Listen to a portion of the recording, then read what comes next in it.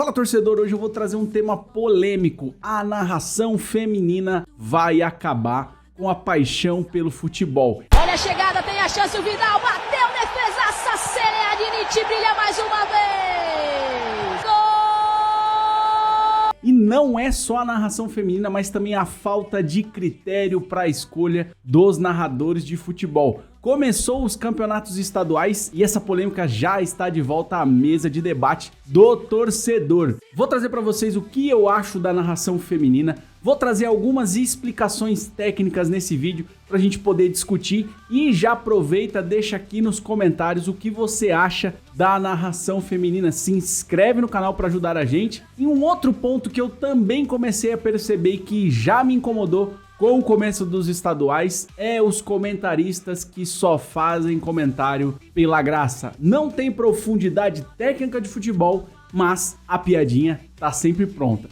E é polêmico, mas faz com que a gente se apaixone ou não pelo futebol. Bora pro vídeo! Pra gente falar da narração feminina, o que ela tá impactando no torcedor, vou citar aqui narradores clássicos, né? Se a gente for falar dos principais narradores clássicos, obviamente que nós vamos trazer o nome de Galvão Bueno, Luciano do Vale e até mesmo Kleber Machado como um dos principais narradores. E perde num jogo dramático por 2-1, pode até empatar. Quem sabe agora? Capricha dele, olha o empate! Gol!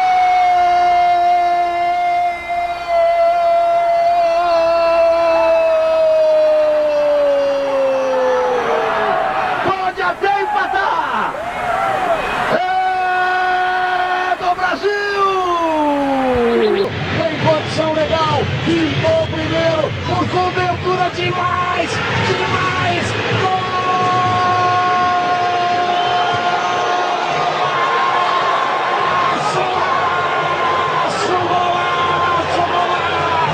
É muito prejudicada, partiu o Rogério, pé direito da bola, passou pela barreira!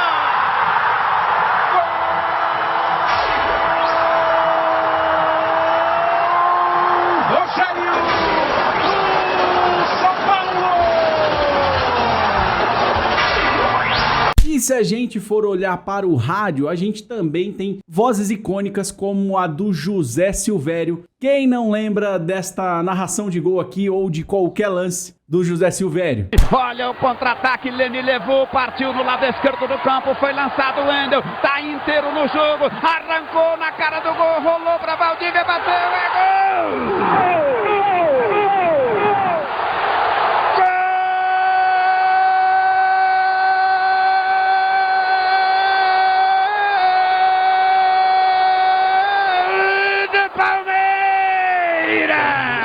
E a gente citando os narradores clássicos, o que pra mim faz com que esses caras cheguem neste patamar de serem narradores clássicos? Esses caras conseguiram construir com a sua narração e desde o começo, tá? Não é que eles sempre foram bons ou que eles tiveram um salto de carreira e chegaram lá como os principais narradores das emissoras com que eles trabalhavam, mas esses caras construíram uma história no esporte. Desde o começo da carreira, se você pega aí o começo da carreira de Luciano do Vale, de Kleber Machado, Milton Leite, todos eles têm meio que uma estrutura básica. Quer começar numa rádio, começar lá num canal pequeno, ou começar com transmissões menores. E o que esses caras faziam? Tinham grandes narradores para a sua visão de futuro. Por quê? Ele olhava para aquela emissora, para aquela rádio e via os grandes narradores, quem eram os nomes que esses caras deveriam seguir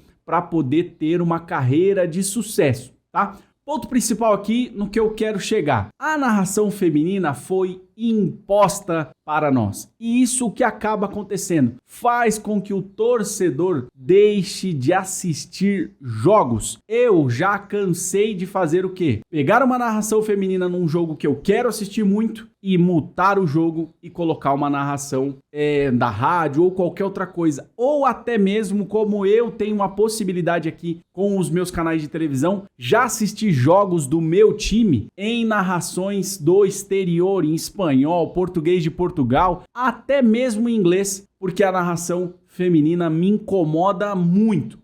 Sem marcar, ele sabe disso. Aos 35 anos ele sabe muito bem Cavani, partiu pra bola, bateu direto! Autorizou o árbitro, Gundogan, pé direito!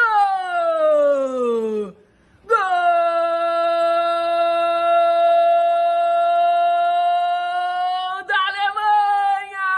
Mas é só porque é mulher e aí você tá dizendo que é machista, taxista, qualquer coisa do tipo? Não. O problema é a construção de carreira. Como eu falei pra vocês, os narradores clássicos, eles construíram uma carreira de estrutura. Então quando você começa lá embaixo, pequenininho, você começa a entender o futebol, você começa a olhar coisas que você gosta. E pra gente falar de coisas que a gente gosta, como não lembrar do nosso querido e saudoso Silvio Luiz, que trouxe as suas narrações irreverentes. E ele tinha ali uma frase muito legal, muito bacana, que era: eu não sou um narrador, eu sou um legendador de imagens. E aí tem as suas grandes, né? Seus grandes bordões, como foi ele, confira comigo no replay. Vou trazer pra vocês aí algum dos icônicos, né? Aquele...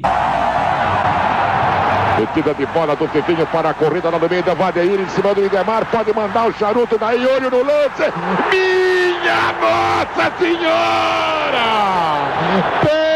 Pelas barbas do profeta Eli Coimbra! Balança o capim no fundo do gol, que ele não narrava, né, o gol da mesma forma como Luciano do Vale, Galvão Bueno, que faziam aquele tradicional gol forte e grande que a torcida se apaixonou. Quem não lembra, né, das narrações de Copa do Mundo com Luciano do Vale, com Galvão Bueno? E também quem não gostava dessa narração irreverente do Silvio Luiz, que construiu pra gente no atual momento narradores que gostam desse estilo um pouquinho mais diferente. Você tem aí nomes como Milton Leite, o Rômulo Mendonça, como até o próprio Everaldo Marques, são narradores que saíram de bases diferentes, mas que construíram uma carreira. E o que eu não gosto da narração feminina? Ela é imposta ao torcedor, trazendo algumas imagens para vocês de coisas que você olha e fala: como isso é possível acontecer numa narração de campeonatos como Premier League, como italiano e até mesmo no Brasileirão. E uma coisa que é muito importante desse comparativo: a construção de carreira versus a emoção implantada na narração. Se você pega essa narração aqui a mais famosa, né, narradora do Brasil hoje, que é a Renata Silveira, olha como a paixão dela na narração não é imposta, e aí como você, torcedor, vai acabar se apaixonando ou gostando disso. Confere aí.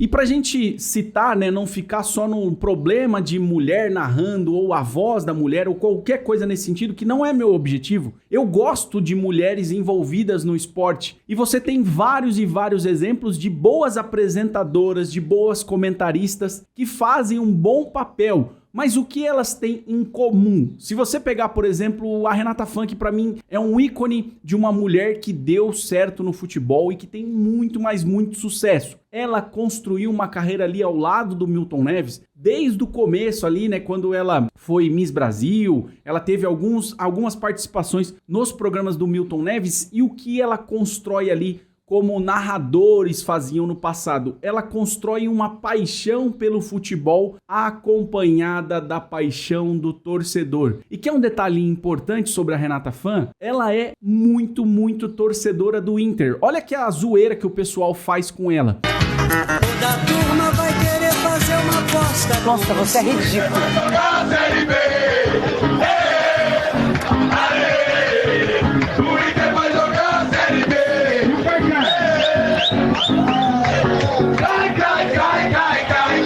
Como essa zoeira, ela tem o sentimento do torcedor. E quando você tem o sentimento do torcedor, você olha para o futebol, olha para aquilo que você está trabalhando de forma diferente. Você passa a estar mais do lado do torcedor do que contra o torcedor. E o que eu vejo dessas narradoras novas, né, principalmente em entrevistas, quando elas são criticadas por fazer um mau trabalho, é só olhar os exemplos que até virou meme, né, da competição nova que a Globo lançou, que é o craque da voz. Olha essa narração que a menina fez aqui, que ela se perde num... Garantido, Bragantino, ganhar do Bragantino. Estamos chegando aos 28 minutos do primeiro tempo e a partida segue empatada 0-0. Contato simples com o futebol. Ela esquece de narrar o gol, que é a paixão do torcedor. Quando eu cito a Renata Fã para falar de paixão, por quê? Ela olha e gosta daquilo. Então ela sabe o que o torcedor gosta, ela sabe entender o que o torcedor vai ficar bravo, o que o torcedor vai ficar feliz. E as narradoras, quando são questionadas, até mesmo algumas comentaristas, né, como Mili Lacombe, a Ana Thaís, quando elas são questionadas sobre fazer mal o trabalho delas, elas sempre usam a carta que é machismo, que a mulher tem que ter o seu espaço e pronto, a gente não pode falar mal delas. E um detalhe que eu quero fazer um comparativo, vamos pegar aqui uma narração estruturada, quando o torcedor é atendido na sua expectativa. Olha essa narração aqui do Jorge Igor, narrando o gol do Lucas, que é aquela narração icônica que ele fala: o pé não responde ao cérebro, responde ao coração. O que o torcedor tá sentindo é exatamente aquilo. Esse gás do final. Quem também não lembra da narração icônica do André Reni sobre o gol de bicicleta do Cristiano Ronaldo? Cristiano de bicicleta, minha nossa! Minha nossa! Gol!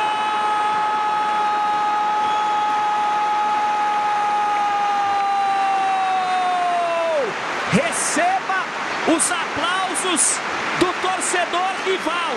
Ele constrói uma base, ele constrói uma estrutura para fazer essa narração. E hoje em dia, as mulheres que são alçadas à narração feminina no futebol brasileiro, elas não têm esta construção de padrões, tá? E você pode pegar aí diversas entrevistas de narradores que foram demitidos e falando da narração feminina, o ponto principal sempre é a falta de construção de padrão. E como esses caras que são icônicos e a gente gosta, a gente é apaixonado, construíram isso? Com o começo de carreira fazendo pequenos jogos e olhando para grandes narradores. Por que eu falo que a narração feminina vai acabar com o futebol e com a paixão do torcedor se continuarmos neste modelo? Porque nós não temos estrutura de crescimento. Basta simplesmente falar: você vai narrar, você é uma mulher e você precisa estar ali sem critério algum de qualidade, de estrutura de narração, de emoção transpassada nas palavras, de entendimento da rotina de jogo e claramente da emoção do torcedor. Eu até tenho sérios problemas com algumas narrações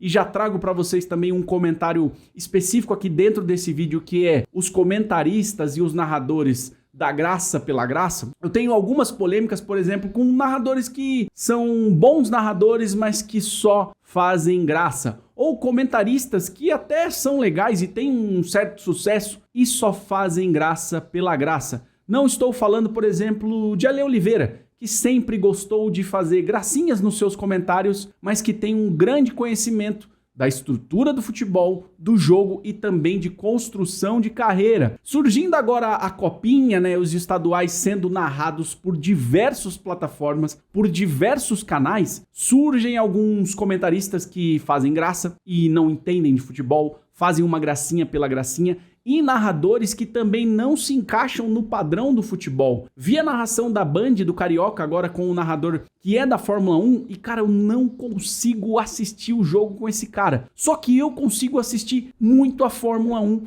com este cara narrando. Então não é, gente, pra gente deixar aqui um resumo do vídeo, não é o fato de ser mulher, de ser aquilo, de ser o outro, de ser branco, de ser azul, de ser amarelo. Não é esse o fato. O fato é construção de carreira forma grandes profissionais. E essa construção vai dar liberdade para padrões diferentes, para estruturas de voz diferentes. Hoje você tem narradores que narram gritados, você tem narradores que narram no estilo clássico e tem narradores que não tem aquele vozeirão. Lembro muito aqui do Dandan lá do Sport TV, que às vezes eu gosto, às vezes eu não gosto, e ele tem uma narração um pouco mais engraçada, um pouco mais leve, como a do Rômulo Mendonça, que já falou por diversas vezes que nem gosta de narrar futebol. As empresas, os grandes grupos de mídias estão esquecendo de olhar para esta estrutura que é o crescimento do narrador, que é o crescimento dos caras que trabalham com o futebol pela paixão, pelo começo, meio e até o auge da sua carreira. Então, se a gente continuar nesse modelo, a narração feminina vai estragar muito e muito o futuro do nosso futebol. Quero que acabe? Obviamente que não, mas claro que tem que se criar padrões de carreira, de estrutura e coloquem ela para narrar e coloquem essas narradoras para narrar os pequenos jogos, para ela entender o sentimento do torcedor. E aqui fica a minha orientação, a minha dica, a minha ideia para as narradoras, comentaristas que sofrem com os comentários negativos. Olhem para os narradores, para os comentaristas que também recebem diversas críticas. Olha sempre o ponto principal, não é o que fala, não é só o fato de ser mulher, é como fala e a falta de conexão com a paixão do torcedor. O torcedor quer que o narrador, que o comentarista, transmita a paixão do futebol. E não é a paixão clubista. Não é a paixão de o meu time sempre está bom e sempre está certo e qualquer coisa contra o meu time está errado. Não, é a paixão do futebol. Muitas dessas pessoas que estão chegando pro futebol recentemente, sem uma construção de carreira, é o grande problema que o torcedor só critica. E aí você vai ficar brigando com quem dá o seu salário, com quem assiste o produto, com quem faz com que o futebol seja tão grande. Grupos de mídia, parem com simplesmente agendas, com qualquer coisa do tipo, porque isso não traz resultado para o futebol. Fica aqui o meu vídeo sobre a narração feminina e sobre os novos tipos de comentarista e de narração que têm chegado para o futebol, que não ajudam a paixão a crescer, mas ajudam o torcedor a se afastar e procurar outros meios de narração ou até mesmo de assistir os jogos. Obviamente que vivendo a época da internet, vão surgir coisas boas, coisas ruins e coisas que a gente nem tem capacidade de entender. Mas olhem para o grande público que eu tenho certeza que o resultado vai ser sempre o melhor possível. Esse aí é o vídeo que eu queria trazer dessa polêmica, principalmente agora com o início dos campeonatos estaduais, com a copinha acontecendo, e fica um vídeo para a gente poder discutir sobre esse assunto. Não é que eu tenho 100% da razão, mas eu sou um apaixonado por futebol e essa narração feminina e a graça pela graça me incomoda muito nos jogos de hoje em dia. Deixa aqui nos comentários o que você acha desse assunto polêmico ou não. Se você quiser me xingar muito aqui nos comentários, fica à vontade. Vamos discutir, claro que na bola, para não ter nenhum problema. Um abraço e eu fui!